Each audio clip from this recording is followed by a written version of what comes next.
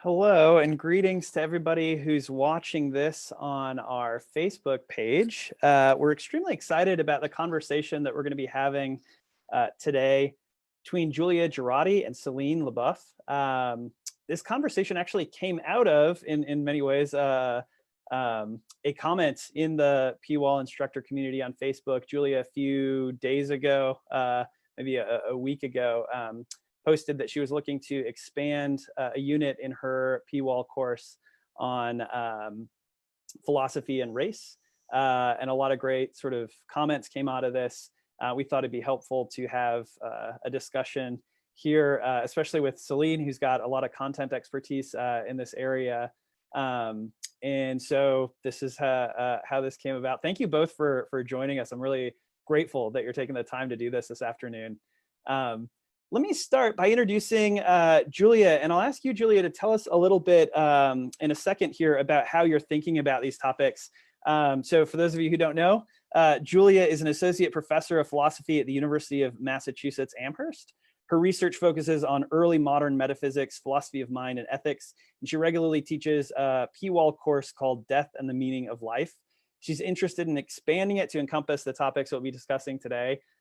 So welcome, Julia. Thank you so much for joining us. Celine, I'll introduce you in just a second, but Julia, could you tell us a little bit about how you're thinking about these topics and kind of what brings you to this conversation today? Yeah, so I'm going to share my screen. Okay.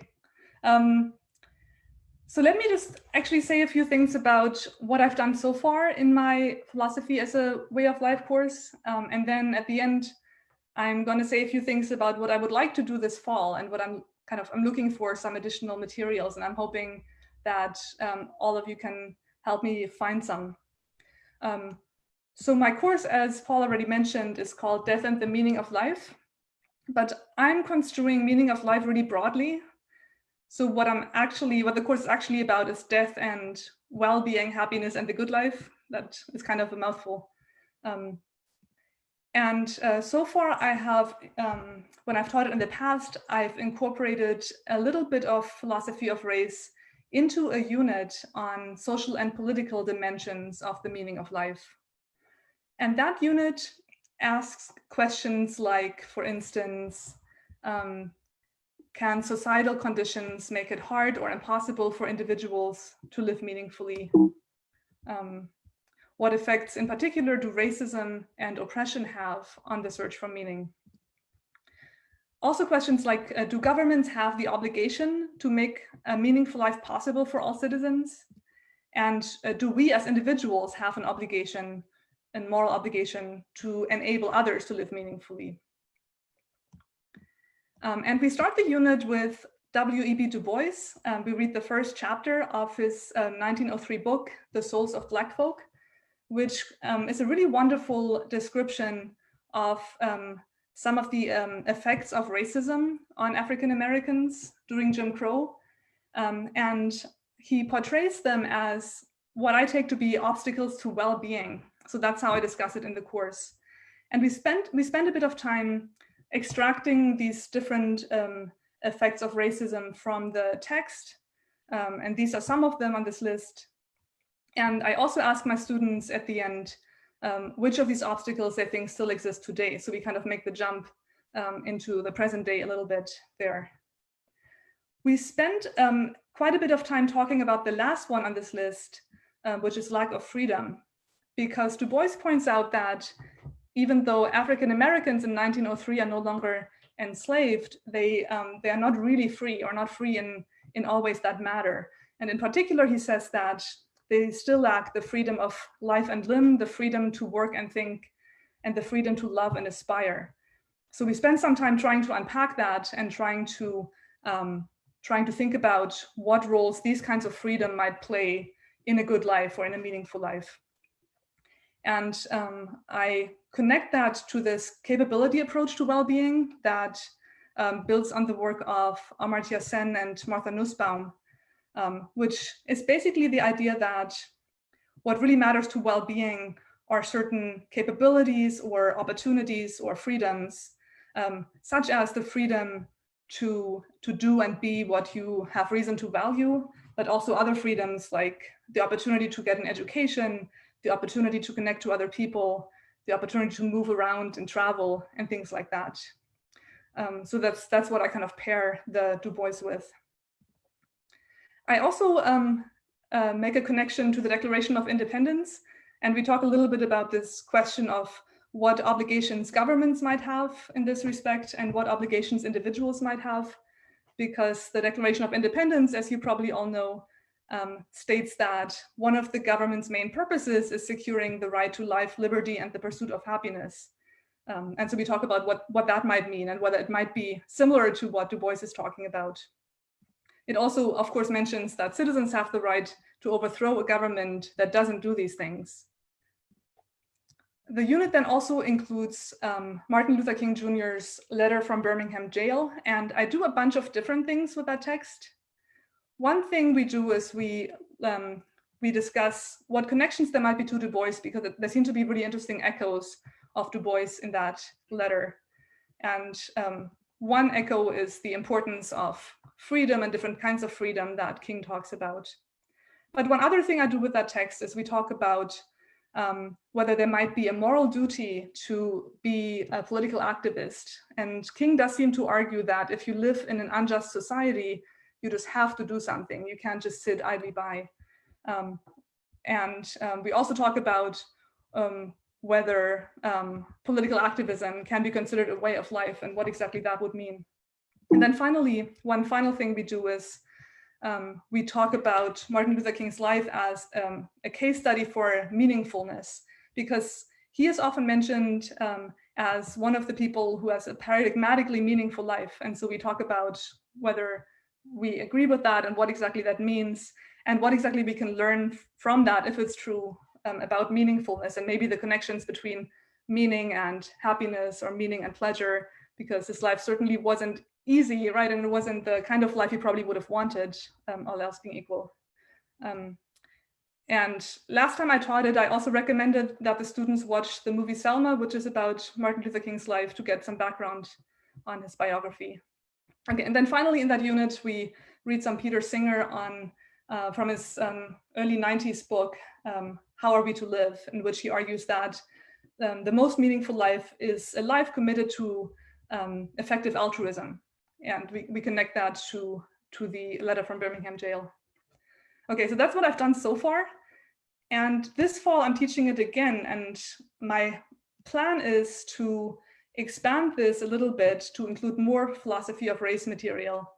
And in particular, I would like to find some more recent materials, because what I have so far is all historical, right? It's from the 1960s and then 1903.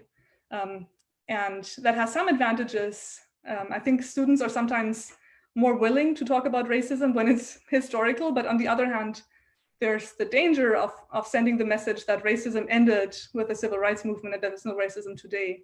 So I want to find something like very recent that students can relate to and that kind of talks about these issues from today's perspective. It could be philosophical literature on race and the good life, which I haven't had a lot of luck finding things. So if anybody has ideas for this kind of reading, I would really like to hear them. What I have found and what I might also include are just first personal literary accounts of encounters with racism today that are really interesting and helpful. I also want to include at least one perspective of a woman of color in here. And then I'm also thinking it would be cool to have some kind of P-Wall style assignment that goes with this unit. So I also don't really have ideas for that yet. So if anybody has ideas for that, I would also really like to hear them. Yep. Awesome. Thank you so much, Julia, for sharing. That's really helpful and a good way, I think, of framing part of the discussion here. So now I'll introduce Celine Leboeuf.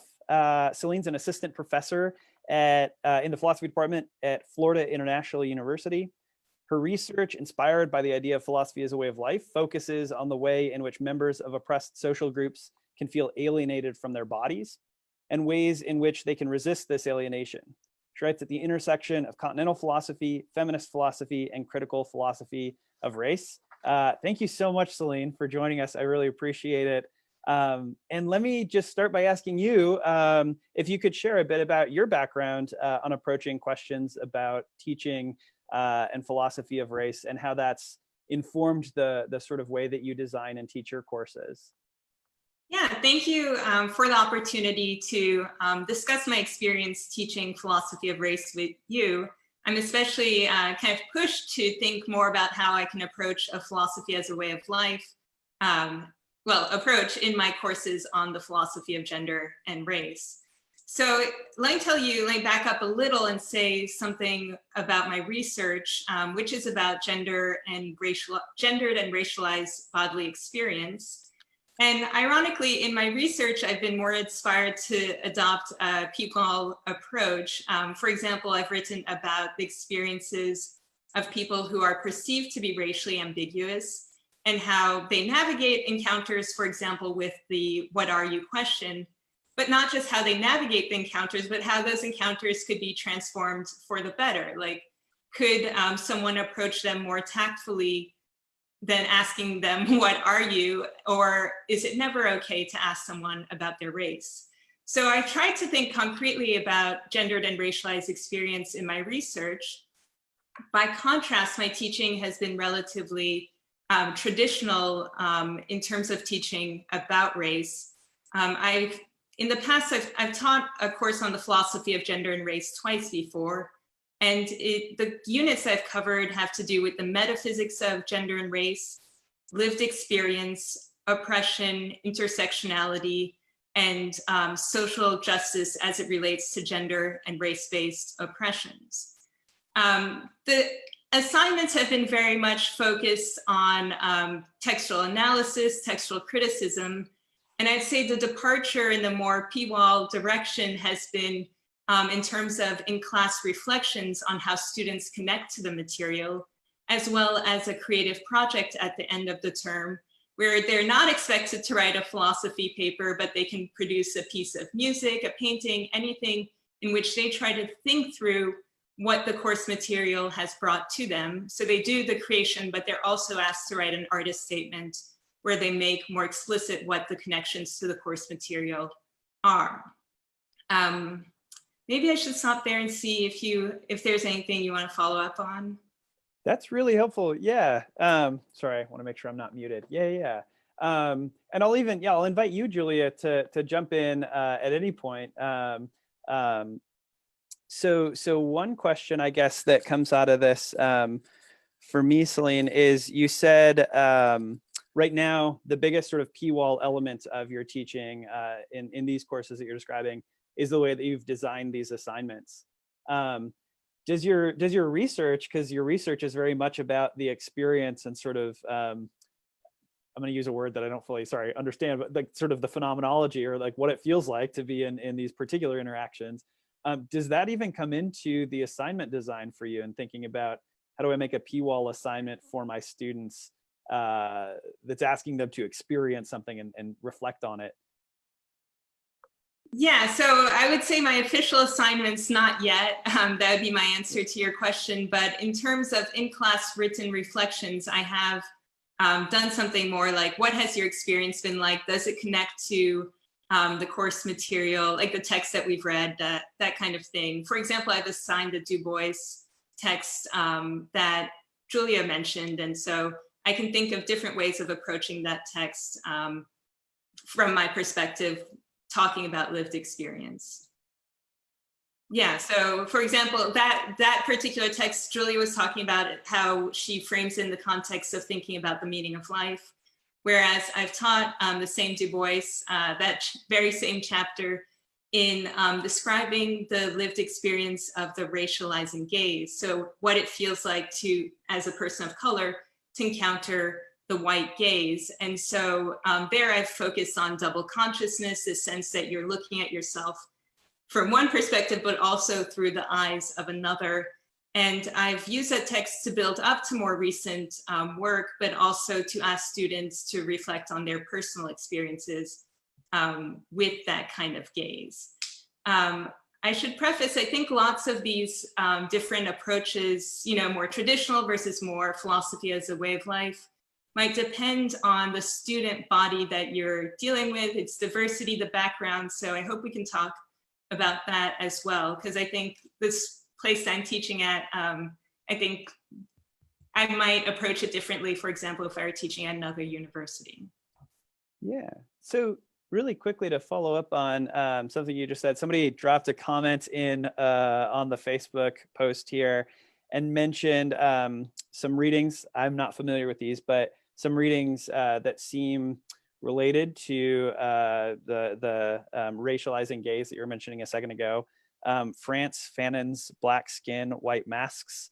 And the thought was maybe contrasting this with the way of life of activism, as you were describing a second ago, Julia. Any other thoughts, Celine, before we move on? Because I'd love to talk about the sort of student makeup question. But any other thoughts on contemporary texts that have to do with this issue or related issues that those of us looking to expand units might just think like, oh yeah, we should start here. Like these are great places. Yeah, I'm glad someone mentioned Fanon in the questions, because that's exactly the author who follows Du Bois when I talk about the lived experience of racism. So we go through chapter 5 of Black Skin, White Mask, where he describes how he's confronted with the white gaze and how that differs from when he's interacted, Fanon's, or the Black man who's portrayed in that chapter interacts with other Black people. And then just to give you a sense of what the contemporary landscape might look like, one text that picks up both on the Du Bois and the Fanon would be George Yancey's Elevator Social, I think it's Social Spaces, Elevators, and Philosophical Criticism. I'm sorry if I'm butchering the title right now, but that has to do specifically with the gaze and anti-Black racism. So that would be a good text, I think, for students to relate to if you're looking for something more contemporary. That's awesome. Any thoughts, Julia, before we jump over? I'll put a slide up here with a question. Again, feel free, sorry, jump in anytime.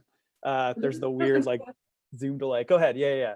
This has been really helpful. Thank you, Celine. I've taken a lot of notes. Yeah, and I just thought of the right title. It's Elevators, Social Spaces, and Racism. Awesome. Okay, cool. Thank you. That's great. So let me put up a slide here really quickly. And this will help sort of, especially as people navigate this video after, help them kind of jump in at different points in the discussion. But a question, a broad question, and feel free to answer this or any sort of related question near this in the neighborhood. But one question I have is how do your students react to or connect with discussions about philosophy and race? Or what are sort of big challenges that you perceive or things that you think a lot about in designing your course or in thinking about teaching on a particular day? And I'll invite both of you to respond to this in whatever way you see fit.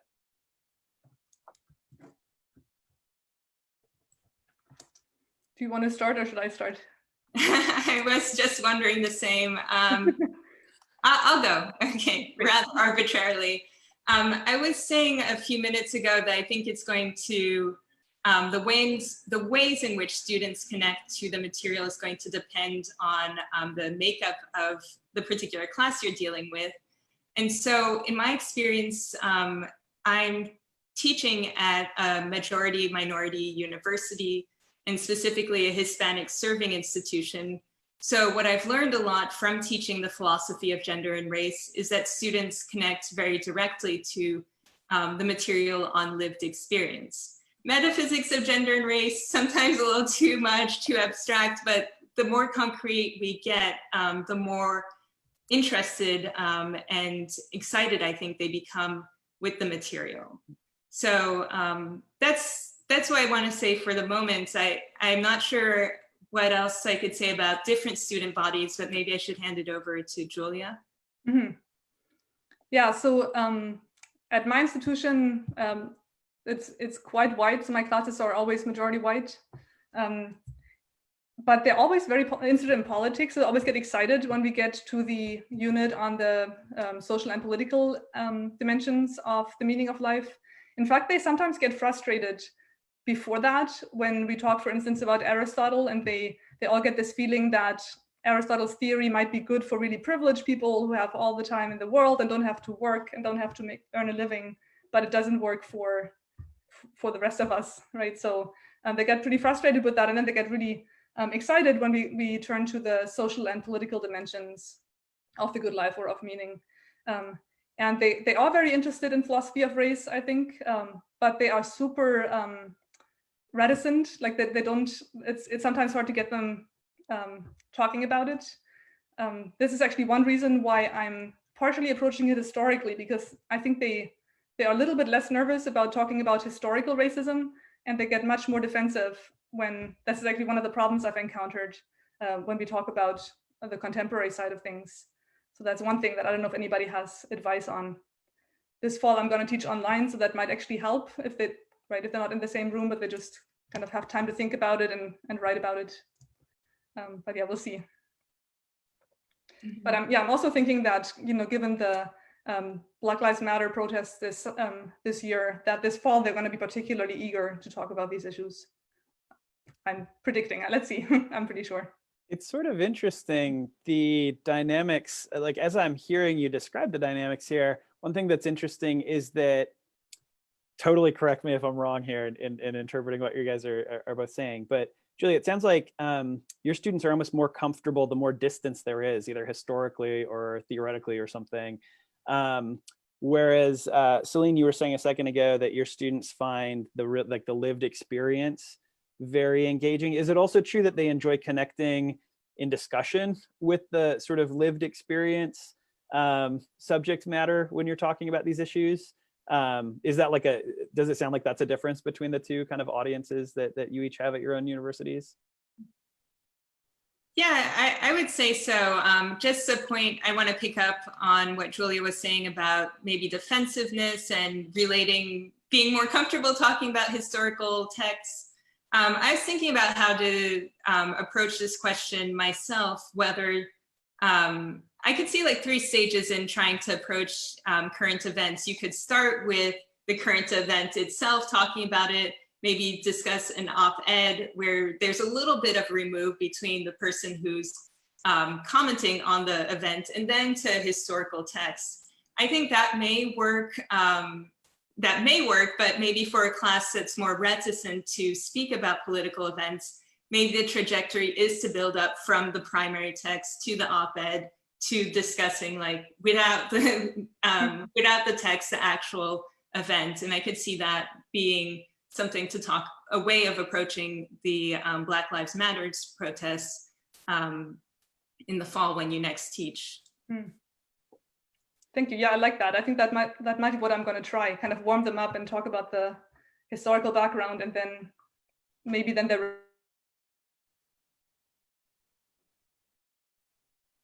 Oh, looks like maybe Julia froze. I don't know if it's just on my screen. Oh, are you there, Julia? I'm here. Good. So we lost you right where you were saying your experiment in the online teaching in the fall. You said you might start with more historical approaches, and then that's where we lost you. Yeah, so I like Celine's suggestion that maybe that's a good way for them into it, to start with the kind of what they consider safer discussion of the historical debate, and then slowly moving into the contemporary debate.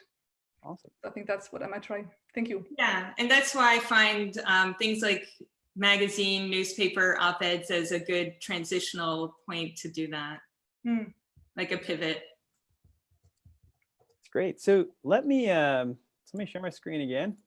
I'm going to ask one more question here from the slides, and then it looks like we're getting some questions in on the Facebook as well. So I'm going to try to go back and forth and bring some of these up. But so Julia, I guess this is directed at you, and we may have covered some of this stuff, but as you're thinking about expanding on these topics in your PWAL course, what are your biggest sort of questions or worries or anxieties? I know as we're thinking about building some of this into God and the Good Life here at Notre Dame, each topic, each class period brings with it its own sort of set of concerns. And so I'm just wondering, do you have anything on this that you would want to share? So mainly at the moment, I'm looking for materials. So readings. Uh-oh,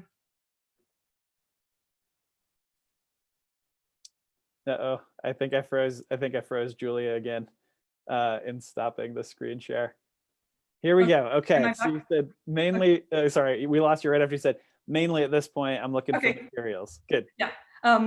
So I'm looking for readings or videos or materials that I can assign. And the challenge there so far has been finding something that's short enough and accessible enough where without having a lot of background, because this is an intro level class, they can engage with it and understand it and get into it. That's I like the idea of doing op-eds and magazine articles that are for a general audience. That's going to help definitely, and maybe then move to something more theoretical. Awesome. Yeah, just maybe a follow-up on that note. I was going to mention a few particular blogs or venues that you may be interested in, or articles. I'm not sure if you want to do that at this point, because I know you had mentioned you were interested in talking about resources. Okay, I'll go ahead. Yeah, sorry. Yeah, please. I was thinking when I teach on gender, I know that Teen Vogue, it may sound surprising, I don't know if you have read anything, but they have very interesting pieces nowadays on gender, and you might be able to find similar things when you're thinking about race. I've also assigned an article, a popular article on intersectionality that tries to talk about the original groundbreaking work by Kimberly Crenshaw, but in a much more accessible manner than that first, the path-breaking article that was very dense and long. It's an illegal review. So there are different ways, I think, using popular media to engage students in thinking about race, and they don't have to get lost in all the technical philosophical literature. Podcasts too work well. I've assigned one of my favorite, or my students' favorite podcasts has been one on epistemic oppression. Do you remember, do you remember the either episode or podcast title? Or yeah, it's with Matt Teichman. He's the interviewer, and Christy Dodson is telling him about epistemic oppression. That really is a student favorite, so I'd recommend it. I think it's also because of the medium. They're tired of text, so they get a podcast, and that's nice. Oh, that's great. I know Barry Lamb has recently done some episodes having to do with social justice. I'm not in the third season yet, so I don't know the specifics, but I imagine, yeah, there's quite a few podcasts out there that could be helpful. I guess if any of the people watching this too have any recommendations, they should feel free to link to those in the comments. Do you happen to know, Celine, the author of that popular article on intersectionality that you mentioned? That's not off the top of my head. I have it buried in my emails. I can send it to you. Maybe you can include it in a description for a later version of this video. Yeah, absolutely. Great.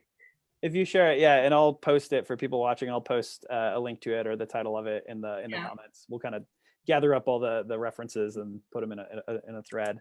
A couple quick questions here from the group.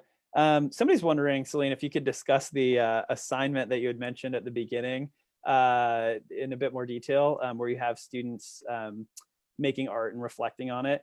Anything you want to add to that description?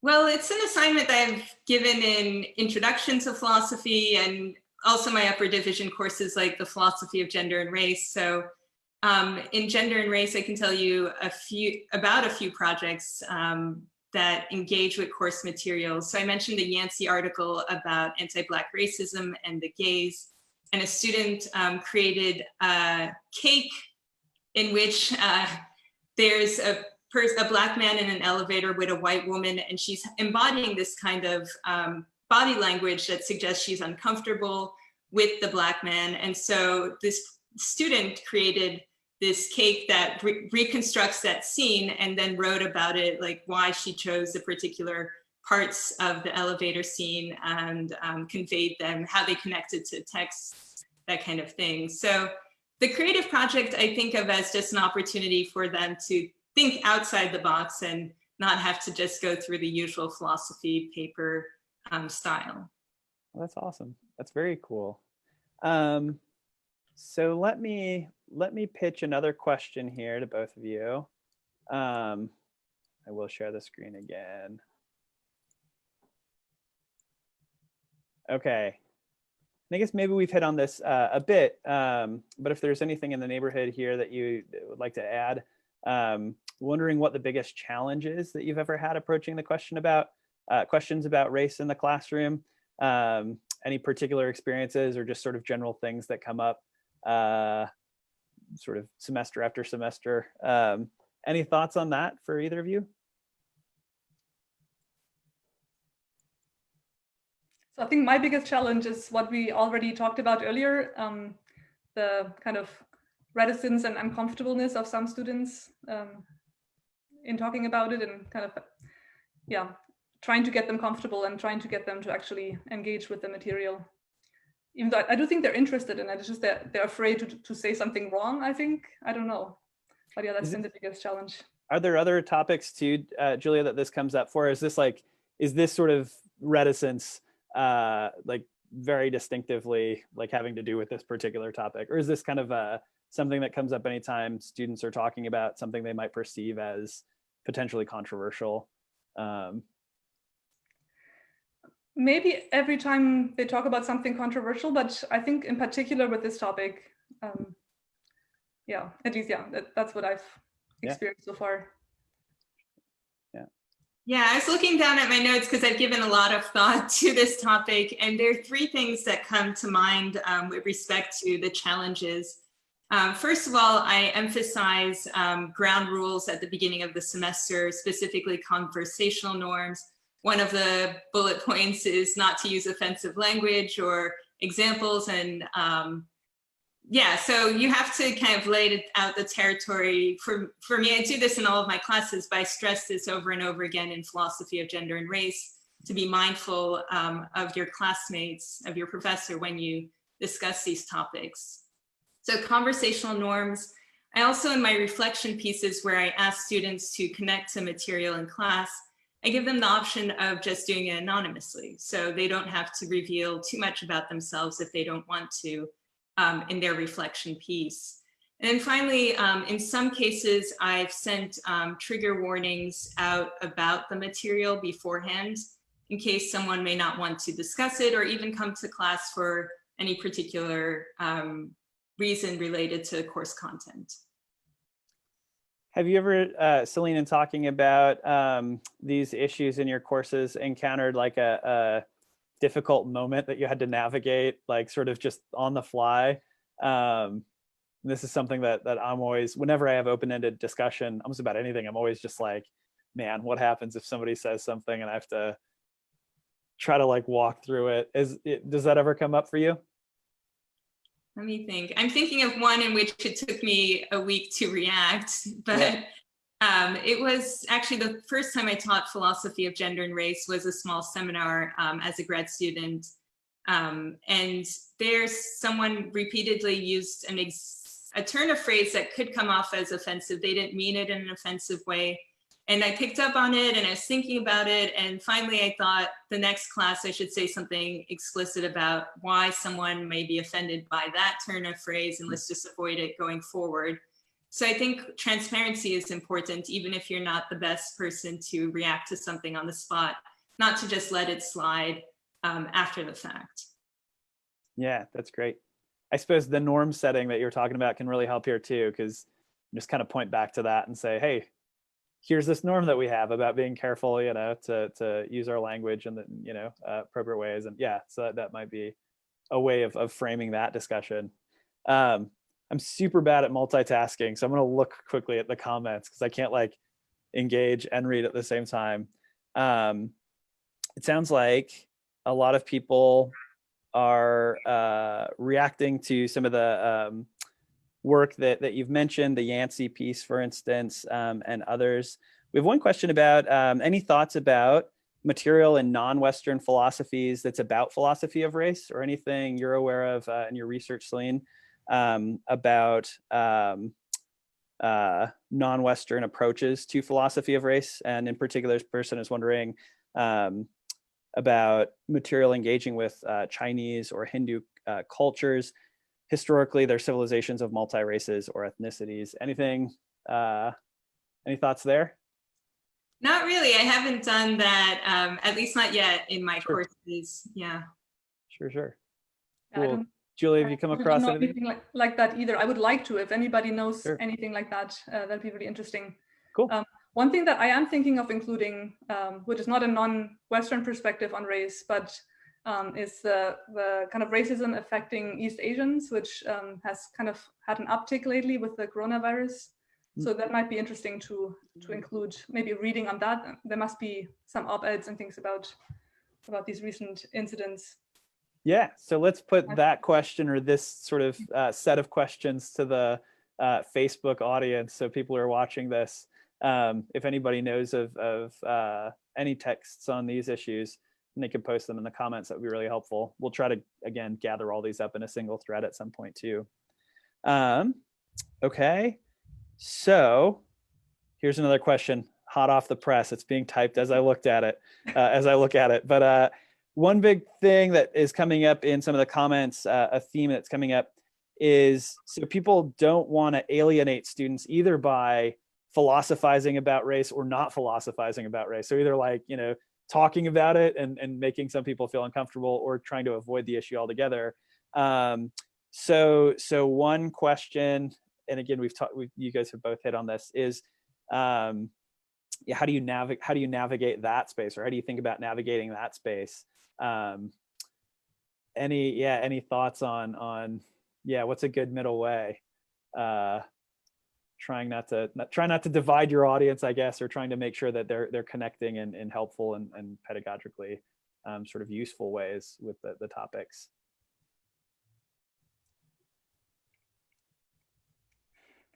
Celine, do you have any thoughts on that?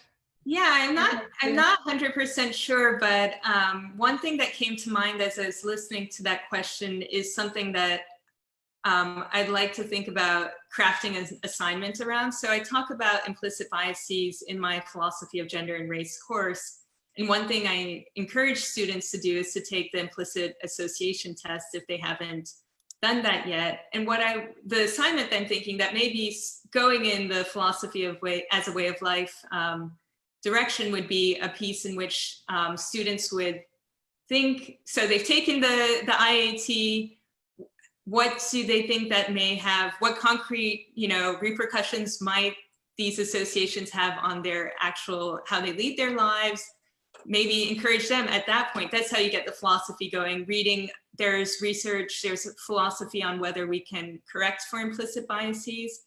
And then a final, I think, grand question would be, if we are implicitly biased, what are the limits of achieving social justice as it relates to race or any other social category? So that's not so much through text, but through something that you can actually do, like take the IAT. That's a really great idea, because I think making it about implicit bias maybe makes them a little bit less defensive, because then you can just say, well, it seems like everybody has this and it's subconscious, and then maybe that will make them less uncomfortable about it, a little bit less defensive about it, and more willing to engage it. Maybe, I don't know if that's true, but that might be a kind of way to try and discuss it. I guess it gives the Oh yeah, please.